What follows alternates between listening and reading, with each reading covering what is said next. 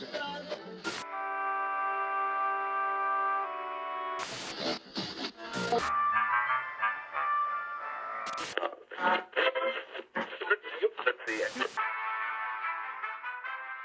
everybody, welcome back to a very special episode of Kadar FM, which is just me and my mum. Hello. I'm laughing now. Mostly because you said it's very special. Yeah. Oh, it makes me go red. Do you want to introduce yourself? Yes, I'm your mum. Yes. And my name's Julia. I'm a great deal older than most of you. My skill is filling spaces with noise. So if there are any blanks, it's Ollie's fault, not mine. This is the first time we've seen you in a very long time because of the old COVID, the old lockdown. Yes, I'm nodding, realising that that's not good for radio. And I thought it might be fun if we recorded some stuff. So I asked if anybody had any questions or anything. Oh, God. Go on then, hit me with the easy ones. All right then. Well, I asked what we should talk about. I didn't ask specifically for questions. There's a lot of people want to know about me as a little person. Oh, I can do that. But obviously nobody has any specific, So I guess, do you have any favourite? Oh, well, how about because you had such bad ears, you had bad hearing for a lot of your early childhood. So we've got lots of family words for things that you sort of invented. Can't think of any now. But you couldn't say your V's or your B's. And so obviously there was lots of lub-you, cabaran, Dalmatian for the dog. What's a cabaran? It's a caravan. Ah. Oh. Obviously there were shoulders for soldiers. Dalmatians we still use as the word for the Dalmatian dog. We still use ervatory for a conservatory. We still use empilup for elephant. I remember when I was in primary school, I had special dyslexia lessons. Yeah. The only one I remember was when they were explaining what the vowel sounds were, and whenever they said U for umbrella, so it makes the noise, they'd be like, what noise does this make? And then they'd show me a picture of the letter U. I'd be like, U. Yeah. There's quite a lot of literal in your life. U. You. Yeah. Or what about the time I had to take you in a hurry for an eye test when you were 5? Because we'd been in church with Granny at Christmas and you weren't singing the hymns and you said you couldn't see the screen with the words on it properly. And I got in a panic. We went for an eye test and you passed with flying colours because your eyes were only 5 years old. And when I said to the eye test chap why we were there, you chimed in and told him, yes, but I was standing behind the pillar. I couldn't see anything. So yes, literal is quite large in your life, dear. And the dyslexia means that actually you've read words and continued to mispronounce them almost all your life. But your father and I do it more than you do now because it reminds us of you. Did you hear that Nigella calls a microwave a microwave? I call mine all sorts of things because I don't know how to use it and I can't read the manual. It's not in me. Well, yours is very fancy. Turns out. It's also pretending to be an oven or something. It's a steam oven. I was saying to Olie earlier that it's quite nice to come home to, and I'm sure a lot of people our age will have this experience, to go home to a parent's house because you just have things. Do you know what I mean? You don't have to make do. Like, for example, we have 2 saucepans and a frying pan, right? Yeah. Oh, no, we actually do have 3 saucepans. We've got a little tiny one. A little milk pan. What, for when you fry eggs type tiny? Well, it's not. It's a saucepan as opposed to a frying pan. So it's like for a can of beans or a can of kidney beans. Oh, it is a small pan then. Yeah. See, when I was growing up, that was called a milk pan. Yeah, I can see why. Because that's what you heated your evening milk in. Yeah. But we had to, one of them is coming up to needing replacement now. And so now we're both trying to find something that works at the correct size pan, but also maybe a wok.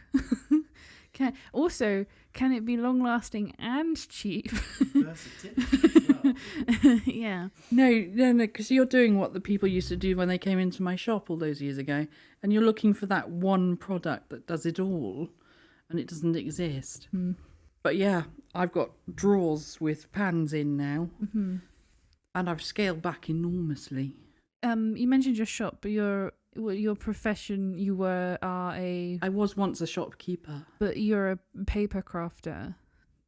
Yeah. Sort of. Yeah, I was. I mention it because I think people would be interested to know that you were famous on the internet before... before you were. Before I were. If you could say that we are famous on the internet. If indeed you could say any of us are famous on the internet. I think...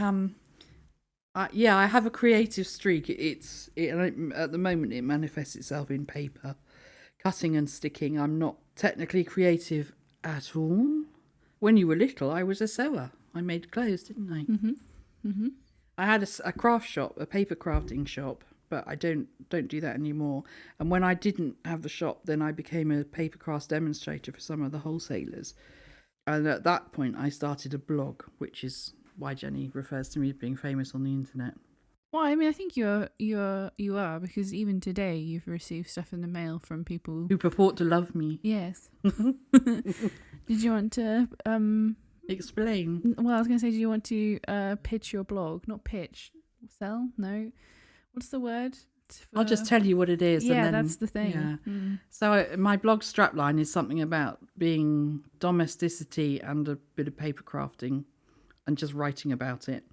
The reason people send me stuff is because we are currently on a Wednesday. I have a feature called What's on Your Work Desk Wednesday, and it has given rise to quite a community of people that link up and join in. They show the working surfaces they're working on, and mostly it's about, I've got this, have you got it? And look what I've got that's new and you haven't got it, ha ha. Because that still happens even when you're middle-aged. And yeah, so we've built up a community of people, and particularly over the last year during the COVID lockdowns, Wednesdays and the blog posts that they make to link up to mine have put some shape on their week for some people. So it's become quite important. And we're celebrating this week the 12th anniversary. Now that's 624 weeks of looking at the crap on my desk. So it has eventually got to have turned out to be more about something other than the crap on my desk. Did you want to tell us what the blog's called? Do you want people at my audience of mostly 14-year-olds who are into Fall Out Boy to go look at your blog? Yes, if anybody wants to check out the middle-agedness of my writing, it's stampingground.blogspot.co.uk, and there's a teeny tiny hyphen between stamping and ground because Blogger, and therefore Google, wouldn't let me have two G's in the title together back in the day. It's about, I don't know, I think my blog's about 15 years old now.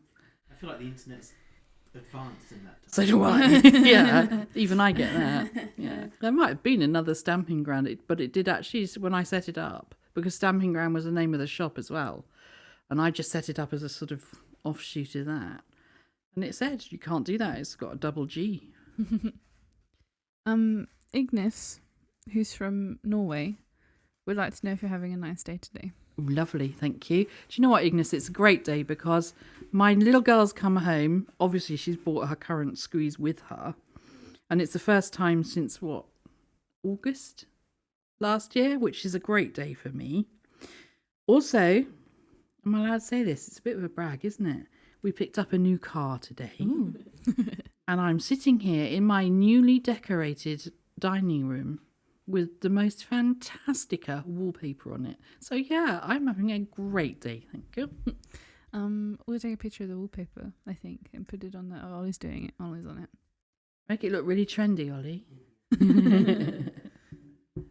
Logan asks if you have any life advice for people starting out as being an adult, but I think I know what that advice is. Yeah, there's two rules. Okay, the first one is communication is the key, and then the second one is that pasta only takes 12 minutes. Pretty much. Yeah. Yeah. And you know what? If you can possibly avoid it, don't do anything that you don't like, because life's short. When you get to my age, you realise how short it is, actually. But yeah, communication is the key to everything. And that's why Jenny knows that off by heart. And everybody who knows me, sick to death of hearing it. It works, though. Yes, there's a lot of. Do you have any favourite memories of me as a child? Also, people are interested to know how much of what we're doing do you know about? Oh, crikey. I was worried that might come up. I don't know a lot. I can barely keep up with you these days.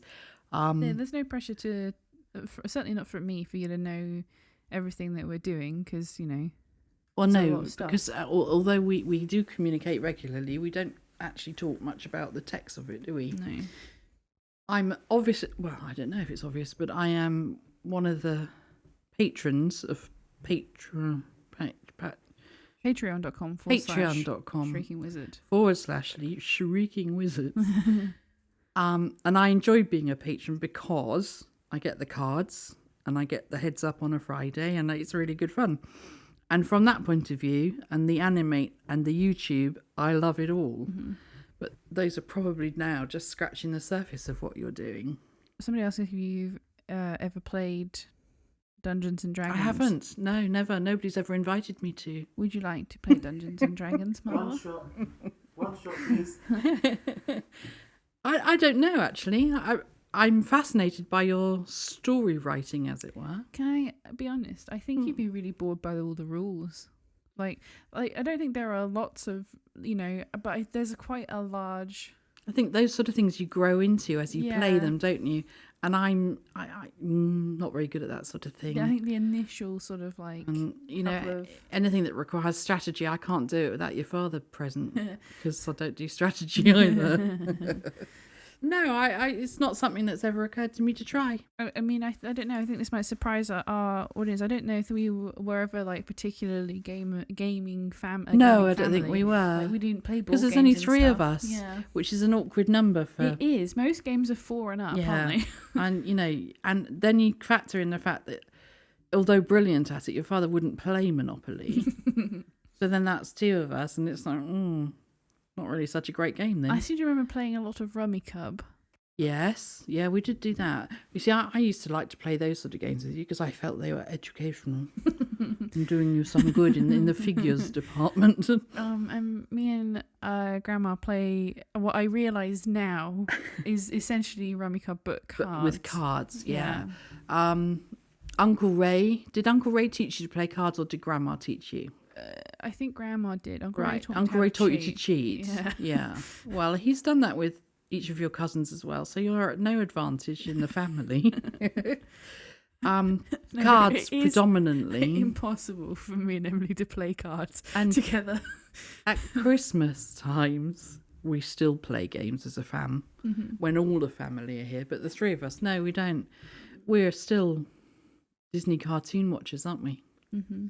If there's a Disney cartoon, especially if it's one that you grew up around, your father and I will watch it. Oh, that's interesting. Yeah, and it's happy days for us. Thank God for Disney Plus. Actually, you subscribed us to that, didn't you? And we haven't actually used it yet. That's okay. I mean, we're not paying just for you, so that's fine. No, actually, I think, having said that, I think we did. I think we watched the the real version of Aladdin. Oh, yeah, with Will Smith in it. Yeah. What was it like? I loved the colour and the excitement. And I thought Will Smith did a very credible job. But he's no Robin Williams, is he? Yeah, I thought it was a very credible attempt. It was a bit like seeing The Lion King on stage. It still made me cry, and it was still lovely and a fantastic experience, but it wasn't the first experience. So I don't know if this is true, but they moved a 2,500-year-old olive tree on into the middle of the set for that movie because it was in the way, and they were like, well, we might as well move it and have it on set as a feature and then put it back when we're done. So they got a big old scoop and dug all of its roots up and stuff and replanted it. Do you remember we used to watch that program, How It's Made? Yeah. We still watch it. Oh, do you? Yeah. Oh, we used to watch that. And I watched one, I don't know if you were around or not, about a Dutch company that makes diggers that do that big tree scooping. And I saw them for real scooping out the palm trees in Spain. Oh, really? From the growth areas. And they are massive. Yeah. I mean, just incredible. Now, if they use one of those, I'm okay. But if they just got a spade and dug a big hole, I'm a bit worried don't about the know. life of the olives. It's Disney. I imagine they can. They should have afford- thrown money at it, shouldn't they? They could probably afford 5 of those things. Now I need to go and rewatch it to check on the foliage, make sure it's not drooping. I recommended to you. We watched it the other night, or a couple of weeks ago now. It's also on Disney Plus. Not this is an advert for Disney Plus. The Favourite, which is the movie with Olivia Colman in it, who's playing Queen. Oh, we did watch that. She played Queen Anne. You did watch that. We did watch it. That's very good. First of all, 2 stunning performances. I mean, really stunning. Uh-huh. And also it makes you realise that however British I am, I didn't know much about that period in our history. So then I had to keep going and Googling, really, was she really like, and when did she, and what was she, and whose husband? Oh, and the rabbits. The rabbits. Yeah, I really, really did enjoy it. Although at the end I was a bit, that was what you would call an eccentric movie. Yes, it is a dark comedy. Is that what it was as, listed yeah. as? Yeah. I enjoyed it very much. She was only queen for about 10 years. She actually did Between a great deal George dying and more her dying. for British democracy and parliamentary system than she ever gets credit for, obviously. And in those 10 short years where she was a little mad in her private life, she may have been eccentric, but yeah, she was actually a good queen. Yeah, it was a great film. Yeah, very good. The Oscar is well deserved. Oh, she got an Oscar for it, did she? Yeah. Oh, yeah, well, I'd give her an Oscar every day of the week for that. Yeah. I'm a fan. Because I first bumped into her, not literally, I regret. She was playing an MI5 agent in a TV series called The Hotel. And she was about 1,000 years pregnant. I don't know how she managed to do the acting and still move about.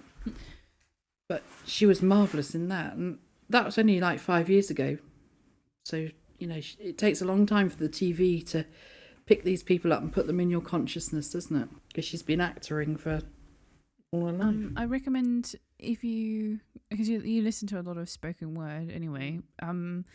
There is, I feel like it's fairly recent to YouTube, and only because of the pandemic, called Letters Live, and it's just a bunch of celebrities reading curated letters from all sorts of people. A soldier in Italy back to his lover in England to say, don't go out and get a new dress because I don't want you to waste your time. I don't. But really, Nobody he's else saying seems to see nobody you. knows yet, so Yeah. don't go and celebrate. And Oh. like after the Ferguson riots, or protests rather, a letter from a father to a son, and then the letter back from the son to the father. That's really interesting. From all people in all time periods. I have a website in my favourites, which is curated letters, but they're generally from famous people to famous people or to their family. And there's one from Ronald Reagan to his son on the occasion of the son's wedding, and just a little bit of advice about being a nice chap and seeing things her way all the time. Yeah, I was going to say, I'm fairly sure that towards the end of Reagan's presidency, he was not the president. He was, but No, he wasn't. She was everything. Nancy was everything. They'd hold the microphone up to him, and then she'd She'd lean answer, forward yeah. and answer. Well, in many cases, she would stand with her face angled behind him and give him the answer. Yeah, they used to say that it wasn't him, but then I don't know but where. towards the end of his presidency, he was an old man Yeah. with Forthcoming dementia. Another one from Letters Live was a letter from Elvis Presley to Reagan to say, "Sir, I am at your service. Here is Really? how I think I would be of best use to the United States." In the wake of, like, I see that we've got, like, you know, the anti-war protesters and the Black Panthers, and here is what I think I can do for our nation. Good for him. And did he take him up on it? No. I don't think he did. No. No. We should all write to Boris. He wouldn't answer. I wrote to Sir Peter, our Your MP. Our MP, yeah. And I got an automated response to say, "Your email has been received." Nothing. What did you write to him about? To say that if he continues to vote the party line on any protest that is considered to be annoying, is going to put you in jail. You're going to get you put in jail. Is contrary to everything that he's ever said. Good for you. Nothing. No wonder you didn't get a reply. Yeah. He's not going to stand out and say, "Well, actually, Miss Buddy, you're absolutely right, but can't do that in public, Yes, can you?" the whip's got pictures of me Yeah. with my missus. So, yeah. Yeah. Probably true. One whip or another involved, that's for sure. Yeah. A question from My Shoes Are On Point. Oh, well done, Shoes. Spelt as in the ballet shoes. Yeah. How has it been to watch me grow creatively from when you were small until now? That's a really sweet question, and it's really easy to answer because the one word answer is proud. The real answer is, of course, well, obviously I'm very proud of her, and I've striven in my lifetime to be the mother of a creative, to encourage and foster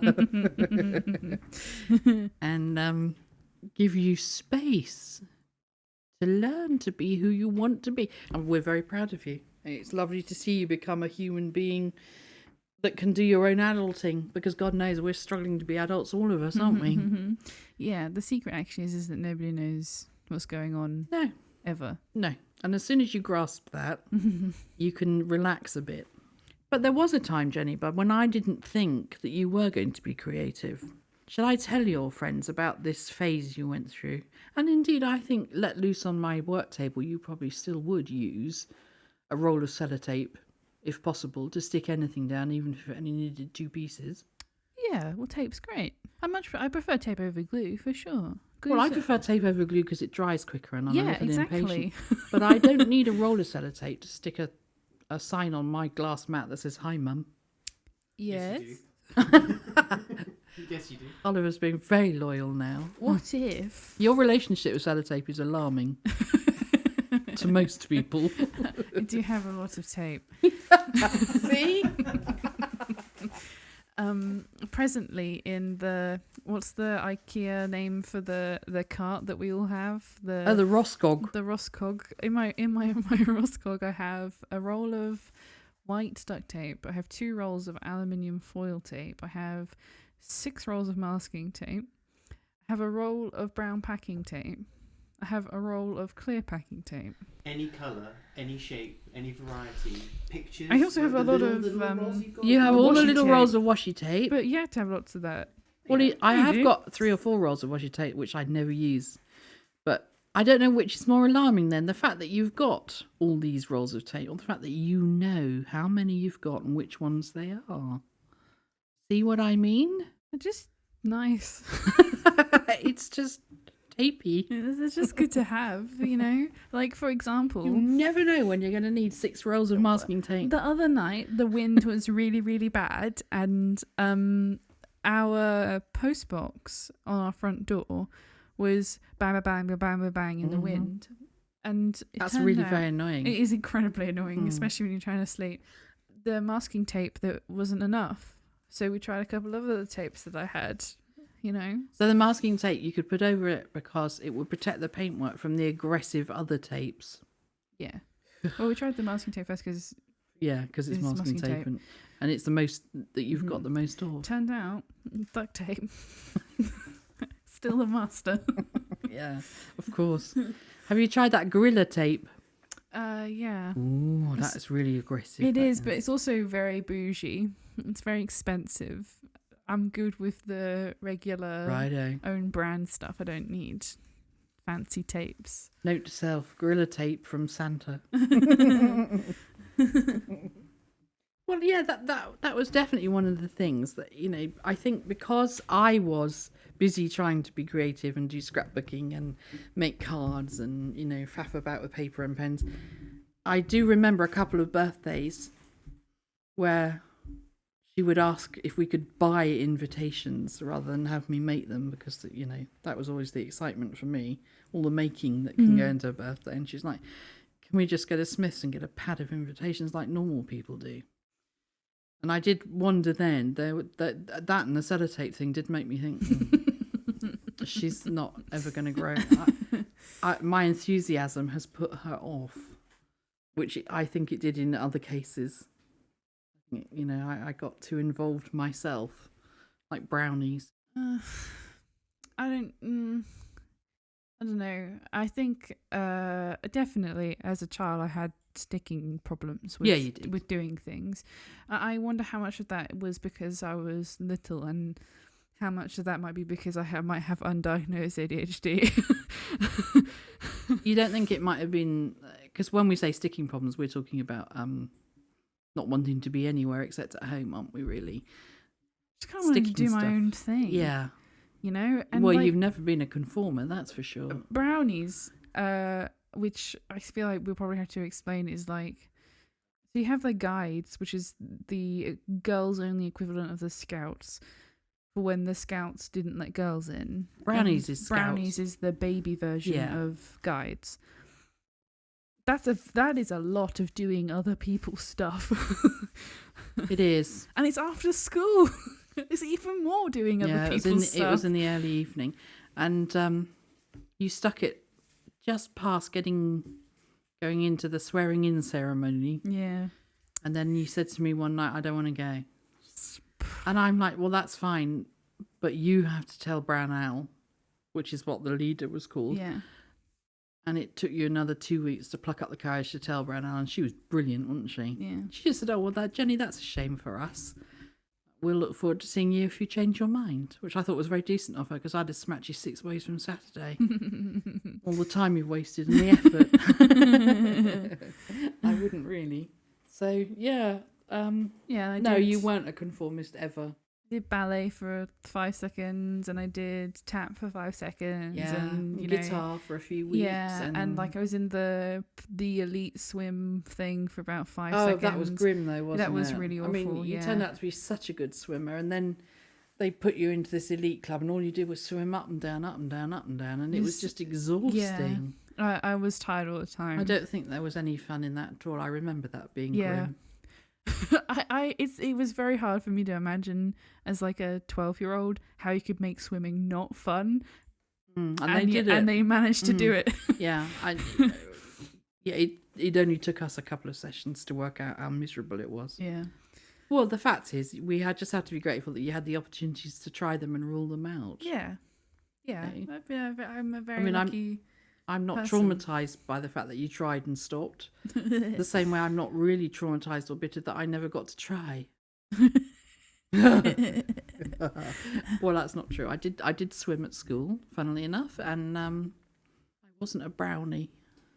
About how many kids there were in your secondary school? Was it? Well, both? I was at boarding school, so it was all both? a bit different because it wasn't split into juniors and seniors and things like that. It was just. But was it like hundreds or thousands? Oh, low hundreds. I mean, probably in the entire. What are we talking? Seniors from age 11? Because I mean, the school I went to took children from the age of 5. Oh right, okay.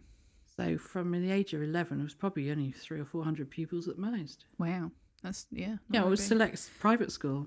I say select, I mean, as in to choose small it. public building with a limited number of beds. Where I went was like what maximum. I'm looking at Olie as if he knows. Well, one of the reasons we chose it for you was because it had a huge dyslexia understanding because it had a big special needs unit. So when you said to a teacher she has dyslexia, They didn't look at you as if it meant you couldn't write your name. Mm-hmm. They knew what it meant. But in terms of its size, It was under 1,000 it kids. was when you started, it was only 500 pupils altogether, which is tiny It is for a very, secondary very school. small. Because most of my friends, the people that the audience will know as the other wizards, went to schools that had 2,500, 3,000 kids in Yeah. them, which seems impossible to me that there could I be that agree. many I mean, children in one place. Your school wasn't local to us particularly, but the local schools that are still around, I mean, they still have up to 1,000 pupils, and your cousin Kate is at a school with 1,000 pupils in it, and we consider that to be the most massive campus. Mm-hmm. But it's not. Yeah. It's just that we live in the countryside. Silver Fire Lily asks if you have any hobbies of your own. You know what? This blessed blooming COVID has turned me into a bit of a gardener. I don't like the work, but I like the results. I don't know if I could ever call it a hobby. I don't know. I think the hobby is probably the part where you spend the money on the flowers. So garden centering is a hobby. I still paper craft as a hobby. I scrapbook and make cards, and I love rubber stamping and always will. I used to blog as a hobby, but 3 or 4 years ago it lost its thing. So I don't blog quite as much as I used to. None really. I don't know why you're looking at me. No, I was your expecting you to throw something into the loop. I was actually going to ask, A cook. this white flower that I can see through the kitchen That's window the paper white peony. has not been destroyed by the wind. No, that's because it's only been out for a week. Which is... If it was a week older, the petals would all have blown off because it gets weaker, obviously. But she's absolutely loyal to our garden. She's about 25 years old, and she flowers in the same week of May every year. And I get, again, because of lockdown, I did some reading on peonies last year and learned that I got to go out there and hack her down to pieces and cut off bits, and oh god, it was frightening. But the reward has been that there's about 30 flowers on it. Yeah, I mean, it looks gorgeous. And they're as big as dinner plates when they're open properly, but the rain and the wind this week, not done them any favours. What there are those... similar to the peony in the way that it behaves is it's kind of a tree, pink petals, really big. I don't know if you know what it's called. Magnolias. Yeah, somebody on My our other street favourites. has a magnolia that's like, in size, is like a row of lowlandii, right? It's absolutely massive. Huge. It bloomed. The next day, It fell. torrential rain. A day after that, Was it all of the The petals were big gone. pink waxy. Yeah, absolutely Yeah. massive. The kind where if you whack the head of the buds a bunch, they'll go boof and they'll Yeah. open. Yeah, And 2 days. to achieve a tree of that sort of magnitude and that sort of bloomage Mhm. is 2 generations. So you have to love it while you can. I went recently to a garden near Salisbury, and the head gardener was bemoaning the fact that every one of their magnolias, and they were spread across about 3 acres, they were dotted around different types, different flowers, and every single one had been frost damaged, and so they weren't going to come further than just a bud with a bit of brown on the tips. So you get less frost near the sea, don't you? Yeah. So I suppose from that point of view, they've done well down there. But the wind this week has just knackered everything, hasn't it? Mm-hmm. Georgia Varus asks if you have your opinions on this year's Eurovision. Have you been watching it? Oh, Because I don't think... you know what, Georgia? traditionally I used to be a humongous fan of Eurovision, and in fact, we were talking about it in the car on the way home from wherever we were this afternoon. We used to have parties when you were a kid. Do you remember? Mm-hmm. Yeah. I mean, obviously for the grown-ups, Eurovision was the excuse for the party. Mm-hmm. You kids would mill around and you'd watch some of it and you'd shout the results at us while we were drinking. We'd do shots for everyone, and then we had a sweepstake, didn't we? Yeah. You drew a country when you Yeah. came And then halfway through, when we were all drunk, we made each other swap countries. in. We had a medal and a bar of chocolate for the winner, and it used to take all night, and it was great fun. Mm-hmm. I don't think we ever have watched the semi-finals or the before. No, and you see, Ever. back in the day, they didn't do it like that. You were royal if you won. The winning nation is always the host nation for the next year, and if you helped pay for this extravaganza as a country, then you had an automatic let into the competition. Which is why Italy hasn't featured for so many years, because they didn't win one year and then they refused to pay their share because they stamped their little feet. But in fact, they're back in it this year. Oh, they really? Anyway. Is it tonight? Is it tonight? It's tonight, yeah. I know that It is tonight. Australian entry to Yeah, Eurovision. well, and that's the other thing, you see. I'm busy exposing the fact that I really like the fact that even if it's over one song, Europe comes together and it's all a bit ridiculous, but everybody has fun. And I really, especially in these Brexit days, need to feel European.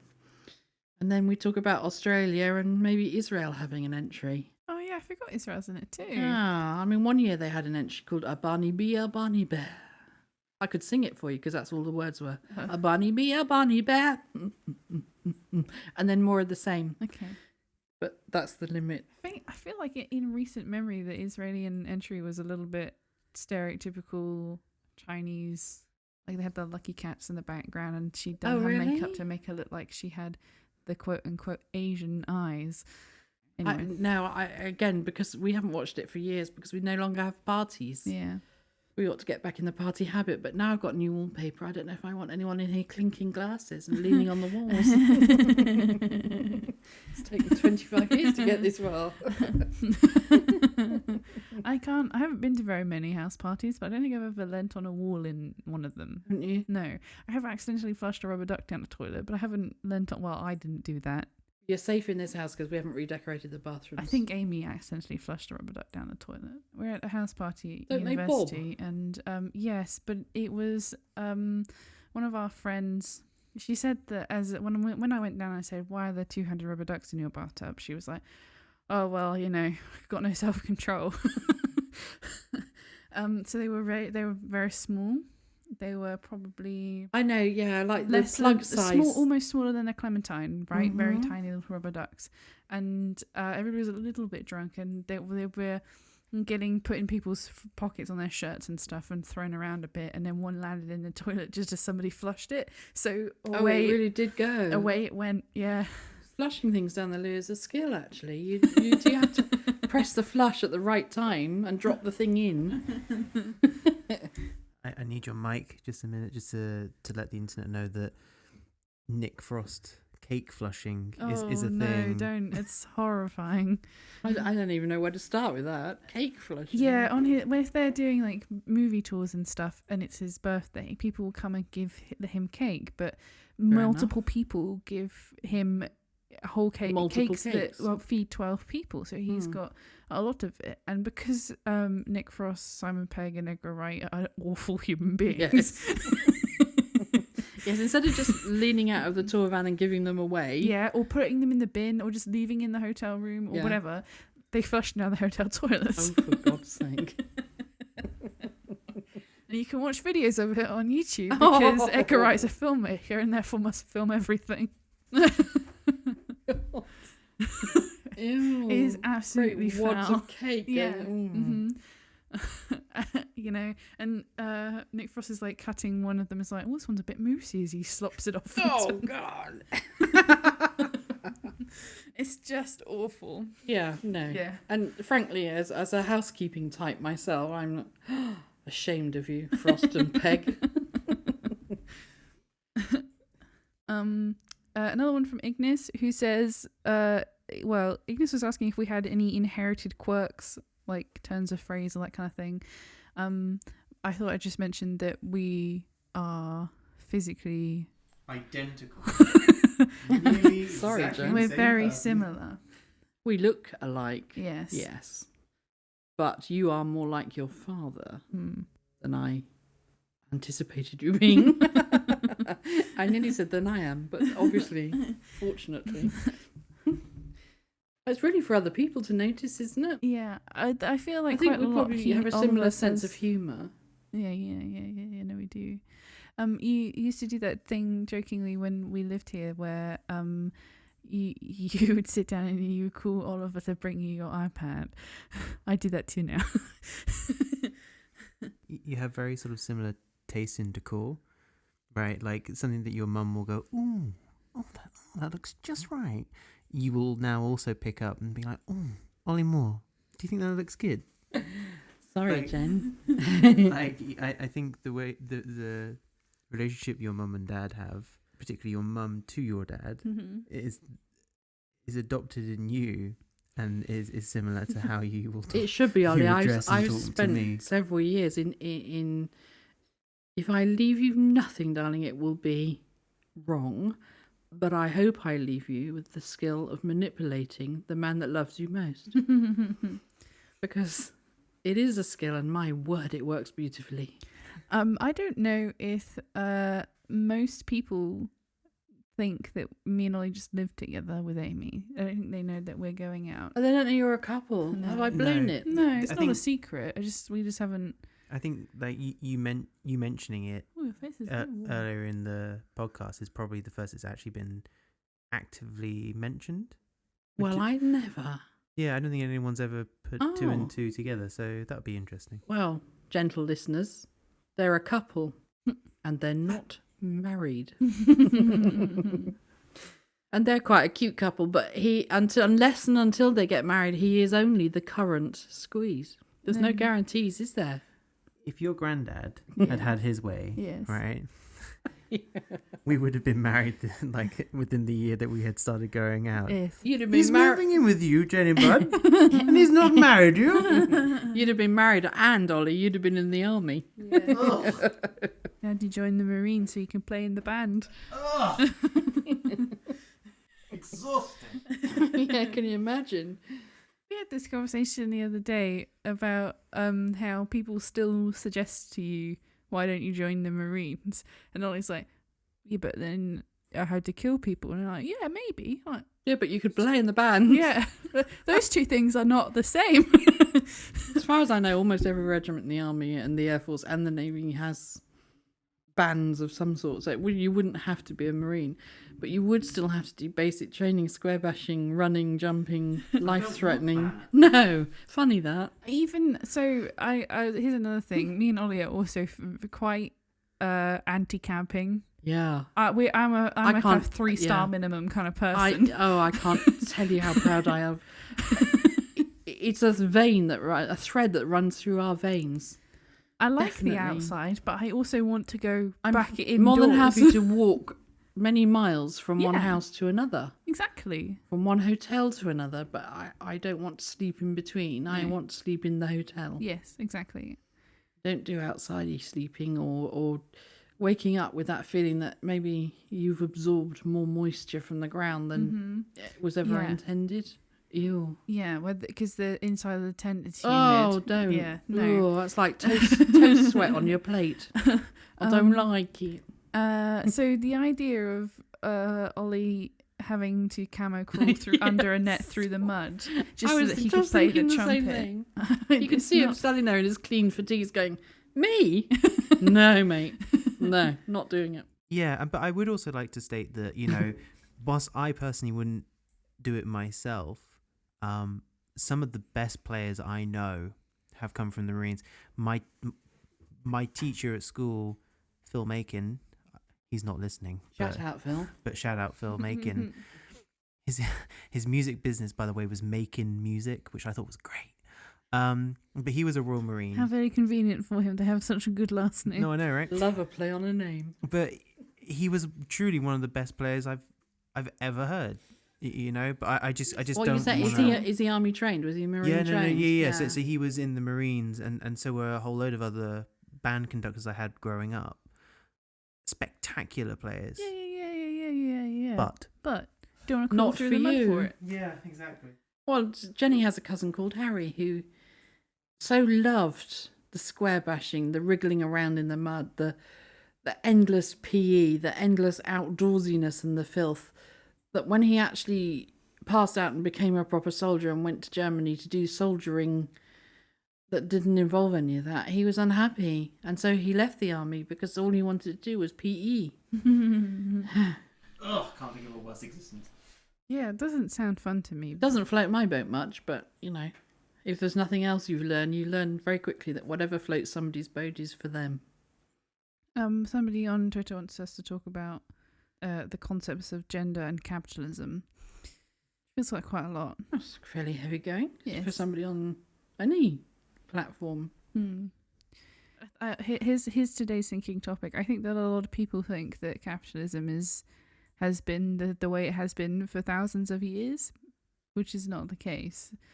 It's only about 200 years old, and I think now's the time for us to to think we've been trying this for 200 years. We can change it now.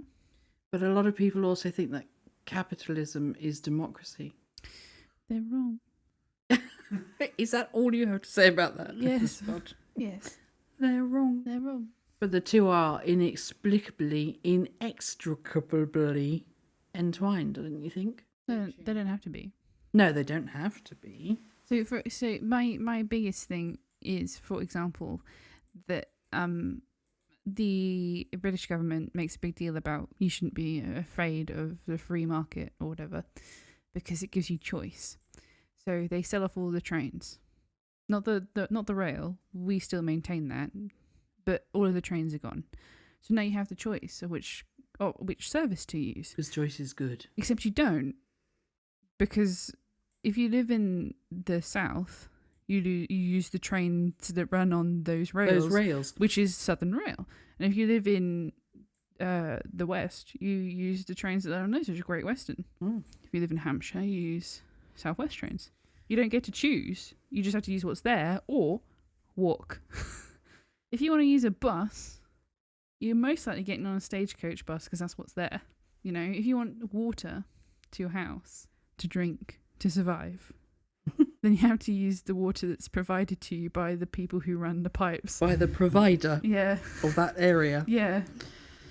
Yeah. But Because if I don't like, say for example, I don't like Stagecoach, I don't like Southern, I don't like Southern Water, and then I move. What if I don't like the alternatives to those? I want Southern Water, but I want Northern trains, and I want whatever the alternative to Stagecoach is. I don't know. Are there any other bus operators in the UK? There must be. There's First.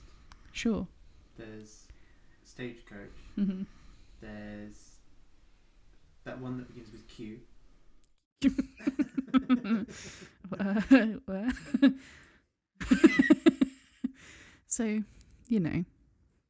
those are the things that come up to you immediately as choice. But you have choice in other utilities, don't you? You can choose your electricity or gas supplier. Sure. And they still use pipes and shared.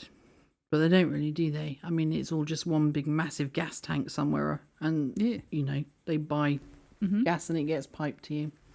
But the concept of choice is there. And frankly, the fat cats that are sitting up in Whitehall telling us we've got these choices, that's all they care about. Yeah. Blood. That's just to clarify, that's in it blood, not in it pause. Blood. That all that they care about is blood. There are lots of other bus services. Are there? Good news, I had to keep everybody. quiet because I couldn't think of any. What's the one that operates? It's been 100 years Wiltshire? since I was on a I bus. don't know. I just got the list. Wilson Dorset in Wilson Dorset, there you Wiltshire. go. Stagecoach. Yeah. Obviously, we've got Hodges Coaches. Okay, I'm bored now. Yeah. Swindon Bus No, Company. go away. I don't care about buses. National Express. Oh, yeah. Chaos asks if you have any favourite memories from when I was at university. If I have any favourite memories of Yeah. when you were at university. My most favourite memory from when you left immediately was that you were quite happy to see us go, which meant that leaving you somewhere else was easy. And knowing that you were happy doing what you were doing. Because let's face it, it was a complete volte-face. The course that you ended up taking was a 900,000,000 degrees different to the course that we thought you were going to take, that we went to look round other unis for. So in finding that part of yourself that you wanted to do something creative, we were just happy. You kept it very separate from us. It was like when you were at school, though. You'd been doing GCSEs for about 3 weeks before you told us the exams had started. A little bit laid back about them, really. I loved coming down to Northbrook to see the exhibition of your stuff. Mhm. Really enjoyed that. No, I just enjoyed you being at uni. I enjoyed being able to spout. Well, my daughter's a student. Huh. Ah. And people would say, what, law? No. Oh, she's doing politics. No, she's not doing that either. Theatre arts, prop making, special effects. Yeah, I really just enjoyed having it at uni, really. You know, when a lot of people, when they asked me what I was taking at university, and I'd say prop making, they'd be like, "Blimey, there's a course for that," and I'm like, "Yeah, no, I know, it's part of the theatre," and then they get confused because they think that you said pot making, Oh, which I would have called ceramics. yes. Well, I have a cousin, so she's your second cousin, one generation removed, who is in fact a ceramicist because she did ceramics. She did do pot making. I mean, I watched quite a lot of it being done on Potted. YouTube. It looks quite enjoyable. Well, I should say. I mean, Emily gets this slip stuff and dribbles it into massive sort of 4-foot cone shapes and calls it something and dips it in, fires it and sells it for $4,000, I should say. Yeah. Art. But yeah, theatre studies. People would always say to me, prop making. What? Like, What is that? and I'd say, well, when you have a 15th century tea service that needs to be thrown on the floor, you don't actually want to use a 15th century tea service, so Jenny will make another one. So even I didn't really know. But when I then said, well, it comes under the theatre arts banner, everyone's like, all right.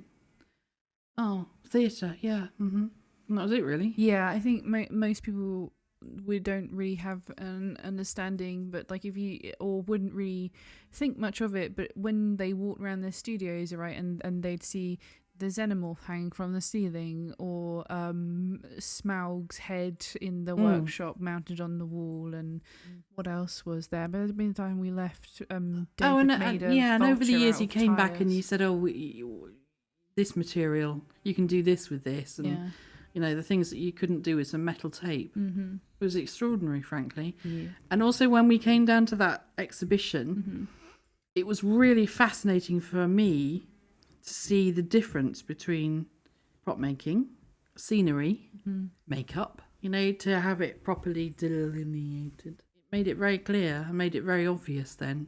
Good 3 years, wasn't it? Thank you very much for listening, everybody. I hope you enjoyed this.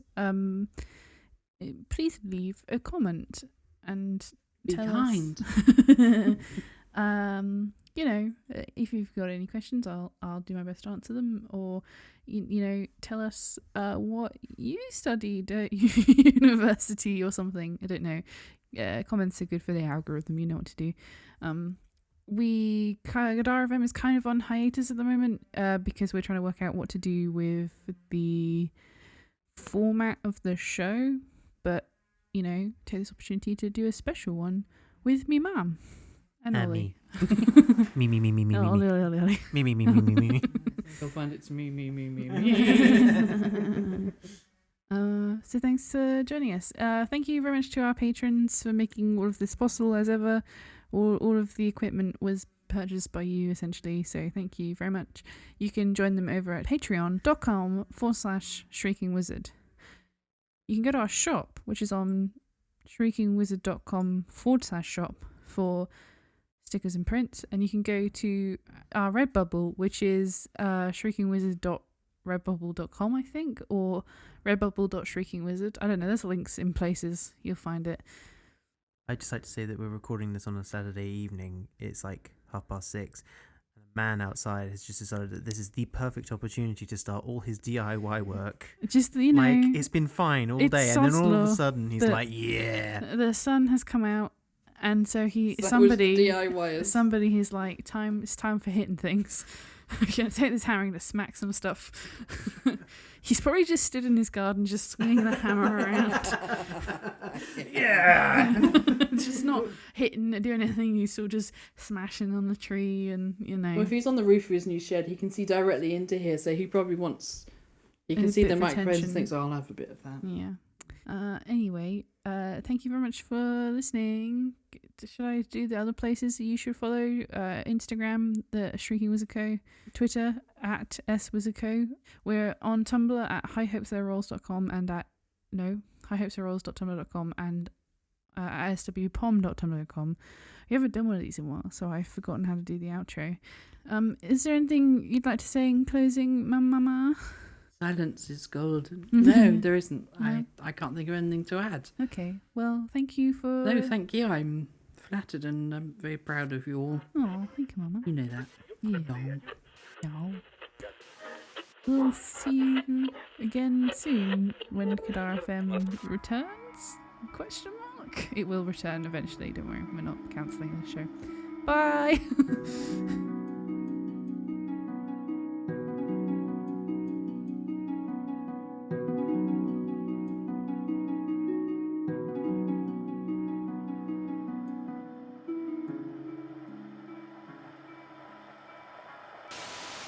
Why is it called Kadar?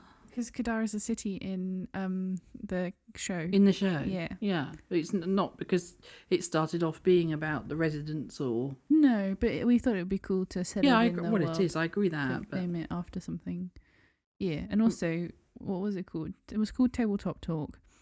I see. But there already is a podcast called that. Oh, is there? Yeah, so we had to rename it a bit quick. I see. Yeah.